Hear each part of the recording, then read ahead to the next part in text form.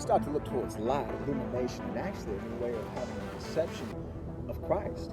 When we call on the Lord, Adonai Yeshua HaMashiach, actually, in building forth that, what we end up seeing is that it is not only divine emanation that cometh forth from our Creator, but it is also that we therefore then are able to take the actions necessary to have creation and formation of blessings within this world. Jesus teaches us all of this. But it is to understand when we talk about the throne of heaven, the Kesed David, the throne of David, then you are also building forth Chokmah, the nine, Geburah, Gedula. Actually, the mighty work of God and the strength that cometh forth within the edification of the temple itself, that we ourselves are then edified and built forth with wisdom, knowledge, and understanding, and that the actual word of God is set forth not only within the ideas of the Sphira that we end up seeing, but also within the very foundation of the kingdom of heaven. So that when Jesus says, well, what shall I compare the kingdom of heaven? He's using a parallel for the Malchus, the Malchus Shema Chaim. But that is actually building forth the very foundation of all of the principal qualities, so that when we seek for peace, patience, kindness, gentleness, goodness, love, yes, and love within itself is actually the foundation for all of the law that's given to Moses. You see, when we learn to love God with all of our heart, our mind, our soul, and our strength, we therefore then have completed everything that He has asked for us. Ani yohev Hashim mekol levivka vekol me'odecha.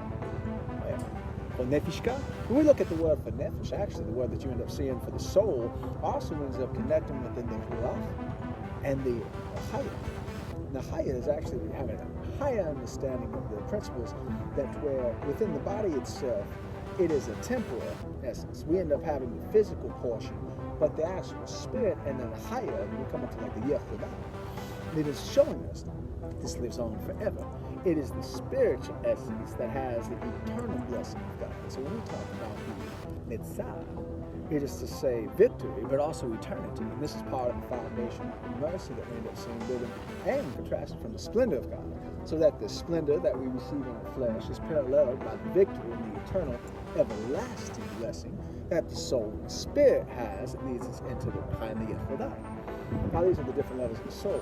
Now in Western civilization, we talk about the id, ego, or the superego, to understand morality in a higher essence and how we end up having a higher perception. But that's even in understanding psychology. Psychology itself is actually the study of the soul, literally the nefesh. And so that's where we end up seeing it and why we end up seeing the parallel for it. And how we end up there understanding how there is a spiritual connection to what we end up seeing within the sciences and how they actually end up complementing each other.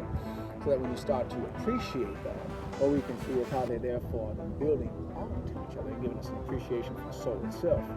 So that it's not simply psychological, but it's actually looking towards the greatest commandment that's given from Jesus Christ Himself, and that is daily brought forth from modern Judaism as well. That blessing is one of the blessings I want to pray for you today.